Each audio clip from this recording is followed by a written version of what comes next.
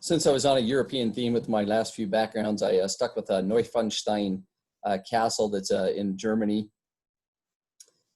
This is the urinary system. Oh, I'm trying to share the screen here. There we go. The urinary system lecture. So the urinary system, of course, the entire system, we think of the kidney as filtering blood and so forth, but there's more to the urinary system in general. So the kidney, of course, has an artery coming into it called the renal artery. This supplies all the blood to the kidney. And of course, it breaks into smaller segments and smaller segments and into the parts where the blood is filtered. But then the part that didn't get filtered comes back out the kidney through the renal vein. So the kidney itself is going to filter the wastes out of blood and end up forming urine. And we won't go into all of the mechanisms of how that happens, but importantly, the kidney, by doing this, can help to control blood volume because it can get rid of more fluids or it can retain more fluids. Well, that can affect blood pressure. In fact, the kidney is a major site for regulation of blood pressure.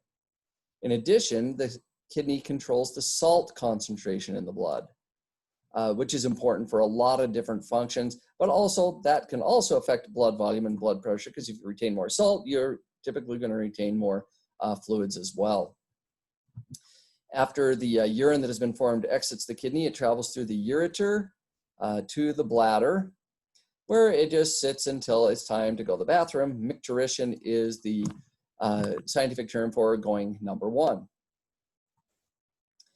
And then when it's time and you cognitively tell yourself to go ahead and, relax the muscles that need to relax, contract the muscles that need contracted, then that blood will pass down through the urethra until it exits the body. And of course, that's different between men and women because the male urethra is much longer than the female urethra. There are two sphincters that control how where the urine exits. There's an internal urethral sphincter that's made of smooth muscle. Smooth muscle, we have no control over it. When it's time to go to the bathroom, that muscle is going to relax. But the external urethral sphincter, which is a little more distal, closer to the body opening, is made of skeletal muscle, and you have conscious control of that. And that's how one of the muscles that we are going to control when we cognitively decide, okay, I'm going to go to the bathroom, and now the urine can exit the body.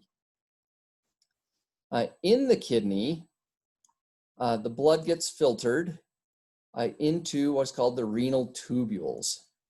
And it starts in the glomerulus. This is, I always think of it like a big fist of a bunch of capillaries inside a little capsule. And so it's this cluster, and that's where the blood is filtered out. But larger things like proteins and cells, these are too big, and so they stay behind unless the membrane in these capillaries is damaged. And that membrane can be damaged by high blood pressure. The membrane can be damaged by diabetes. And so there are a number of things that can actually damage that. Once the blood has been filtered through, it's now the filtrate, it's no longer blood. And that travels through these renal tubules, which are surrounded by more capillaries. And these capillaries continue to secrete other things into these tubules. So it's not just that what was filtered went in there, but now these capillaries are secreting more things into these tubules. So we can continue to put wastes into the tubules, and things that we want to keep are reabsorbed back into the capillaries. We want to get rid of wastes, but we want to keep things like water, salt, and nutrients in general. And so these get reabsorbed. Well, now it's time to go to the bathroom. And this is fairly straightforward. It's happened to most of us. We tend to be aware of it, but the bladder fills up. It begins to stretch, and there are stretch receptors on there that signal the brain and tells the brain, you know what? It's time to go. And the brain then sends signals down and tells, hey, okay, bladder, go ahead and contract. Internal urethral sphincter, you go ahead and contract. But thank goodness that we have conscious control, and we feel at this time the urge to urinate, but we don't go to the bathroom until we voluntarily relax that external urethral sphincter. And of course, some of these things change with age, and we'll hear about that in some of the student-led instruction. The kidney with age does lose capacity, but it has an extra large reserve capacity. If you've ever heard that somebody can live with one kidney, yeah, you can lose a kidney. So that means if you lose capacity with age, that doesn't affect you much either. It's not until, of course, you lose a lot of capacity, and that only happens really with certain diseases. So usually, aging by itself is not going to affect renal function. It's usually in the consequence of some disease, so it's secondary to something else. But there are some diseases in particular that affect the kidney and can lead to kidney failure, and I already mentioned these. Diabetes, especially type 1 diabetes, but it can be type 2. Remember type 1, that diabetes damages blood vessels, causes problems with blood flow. That happens in the glomerular capillaries in the kidney as well. Well, if you damage those, you can't filter. If you can't filter, the wastes, they stick in the blood. That's bad. And that's why they often have to go on dialysis.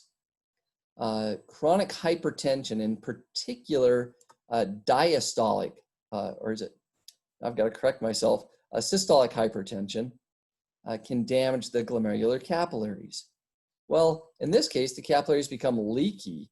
Well, if they're leaky, then they're not filtering quite as well. Things are getting through that shouldn't. So proteins can get into the urine. That can cause them to urinate more frequently, plus the higher blood pressure pushing more fluids through can contribute to that.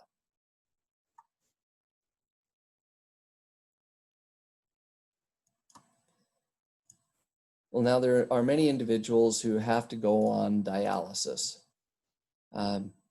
If kidney function is impaired sufficiently, then dialysis is going to need to be done to keep the wastes so they don't build up in the blood.